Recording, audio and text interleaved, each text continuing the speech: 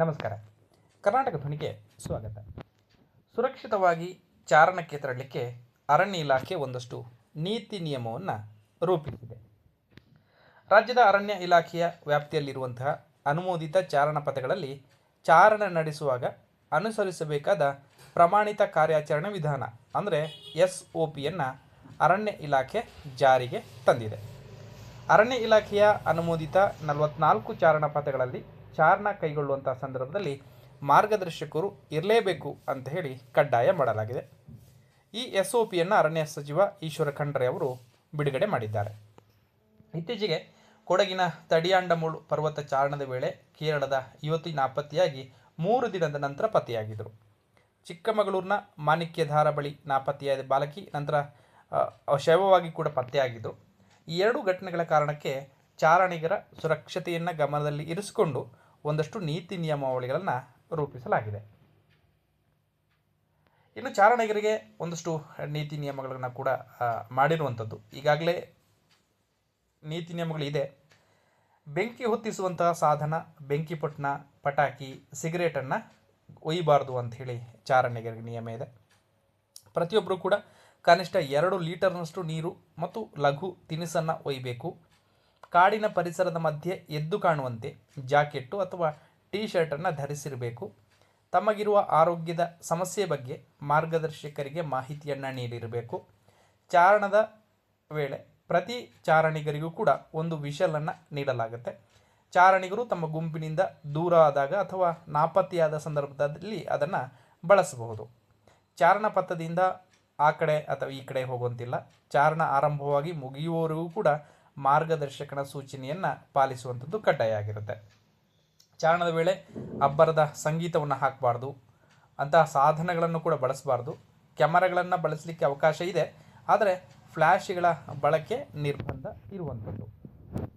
ಇನ್ನು ಪ್ರತಿ ಸಂದರ್ಭದಲ್ಲಿ ಮಾರ್ಗದರ್ಶಕ ಕಡ್ಡಾಯ ಅಂತ ಅರಣ್ಯ ಇಲಾಖೆ ನಿಯಮವನ್ನು ರೂಪಿಸಿದೆ. ಪ್ರತಿ ಚಾರಣದ ವೇಳೆ ಅರಣ್ಯ ಇಲಾಖೆಯಿಂದ ನಿಯೋಜಿತರಾದಂತಹ ಮಾರ್ಗದರ್ಶಕ ಚಾರಣಿಗರ ಗುಂಪಿನೊಂದಿಗೆ ಇರೋದನ್ನು SOP ಕಡ್ಡಾಯ ಮಾಡಿದೆ. ಕರ್ನಾಟಕ ಪರಿಸರ ಪ್ರವಾಸೋದ್ಯಮ ಮಂಡಳಿಯಿಂದ ತರಬೇತಿ ಪಡೆದ ಸ್ಥಳೀಯ ಯುವಕರನ್ನು ಮಾರ್ಗದರ್ಶಕರಾಗಿ ನಿಯೋಜನೆ ಮಾಡಲಾಗುತ್ತೆ. ಪ್ರತಿ 10 ಚಾರಣಿಗರಿಗೆ ಒಬ್ಬ ಮಾರ್ಗದರ್ಶಕ ಇರುವಂಥದ್ದು ಕಡ್ಡಾಯ. 10ಕ್ಕಿಂತ ಕಡಿಮೆ ಚಾರಣಿಗರು ಇದ್ದರೂ ಕೂಡ ಮಾರ್ಗದರ್ಶಕ ಚಾರಣದ ಉದ್ದಕ್ಕೂ ಅವರೊಂದಿಗೆ ಇರಬೇಕಾಗತ್ತೆ. ಮೂಲ ಶಿಬಿರದಲ್ಲಿ ಚಾರಣಿಗರಿಗೆ SOP ಕುರಿತಂತಹ ವಿವರಣೆಯನ್ನು ನೀಡೋದು ಕಡ್ಡಾಯ. ಪ್ರತಿ ಚಾರಣಿಗರು ತಮ್ಮ ಫೋನ್ಗಳಲ್ಲಿ ಆಫ್ಲೈನ್ GPS ನಕ್ಷೆ ಮತ್ತು ಇಲಾಖೆಯ ಪಥದರ್ಶಕ ಆ್ಯಪನ್ನು ಅಳವಡಿಸಿಕೊಳ್ಳೋದು ಕಡ್ಡಾಯ ಆಗಿರುತ್ತೆ. ಮಾರ್ಗದರ್ಶಕನ ಬಳಿ GPS ಅಳವಡಿಸಿರುವಂತಹ ವಾಕಿಟಾಕಿ ಇರುತ್ತೆ. ಪ್ರತಿ ಅರ್ಧ ಗಂಟೆಗೊಮ್ಮೆ ಮಾರ್ಗದರ್ಶಕ ತಮ್ಮ ಗುಂಪಿನಲ್ಲಿರುವಂತಹ ಚಾರಣಿಗರ ಸಂಖ್ಯೆಯನ್ನು ಖಾತ್ರಿ ಮಾಡಬೇಕು ಮತ್ತು ಆ ಮೂಲಕ ಶಿಬಿರಕ್ಕೆ ವಾಕಿಟಾಕಿ ಮೂಲಕ ಮಾಹಿತಿಯನ್ನು ನೀಡ್ತಾ ಇರಬೇಕು. 1 ತಾಸಿಗೂ ಹೆಚ್ಚು ಅವಧಿಯಲ್ಲಿ ಮಾರ್ಗದರ್ಶಕ ಮೂಲ ಶಿಬಿರಕ್ಕೆ ಮಾಹಿತಿ ನೀಡದೇ ಇದ್ದರೆ ಇಲಾಖೆ ಸಿಬ್ಬಂದಿ ಸ್ವತಃ ಕರೆ ಮಾಡಿ ಮಾಹಿತಿಯನ್ನು ಪಡ್ಕೊಳ್ಬೇಕು. ಅಚಾತುರ್ಯ ಅಥವಾ ಏನಾದರೂ ಸಮಸ್ಯೆಗಳು ಇದ್ದರೆ ಕೂಡಲೇ ಕಾರ್ಯಾಚರಣೆಯನ್ನು ನಡೆಸಬೇಕು. ತುರ್ತು ಸ್ಥಿತಿಯಲ್ಲಿ ಬಳಸಲಿಕ್ಕೆ ಟಾರ್ಚು, ಹೆಡ್ಲ್ಯಾಂಪು, ಪ್ರಥಮ ಚಿಕಿತ್ಸಾ ಪಟ್ಟಿ, ಔಷಧ ಇದು ಮಾರ್ಗದರ್ಶಕನ ಬಳಿ ಇರಬೇಕು. ಇನ್ನು ಮೂಲಸೌಕರ್ಯಕ್ಕೂ ಕೂಡ ಅರಣ್ಯ ಇಲಾಖೆ ಒತ್ತನ್ನು ನೀಡುತ್ತೆ. ಚಾರಣ ಪಥದಲ್ಲಿ ಚಾರಣಿಗರ ಸುರಕ್ಷತೆಗಾಗಿ ಹಲವು ಮೂಲಭೂತ ಸೌಕರ್ಯಗಳನ್ನು ಅಭಿವೃದ್ಧಿಪಡಿಸಬೇಕು ಅಂತ ಹೇಳಿ SOP ಹೇಳುತ್ತೆ.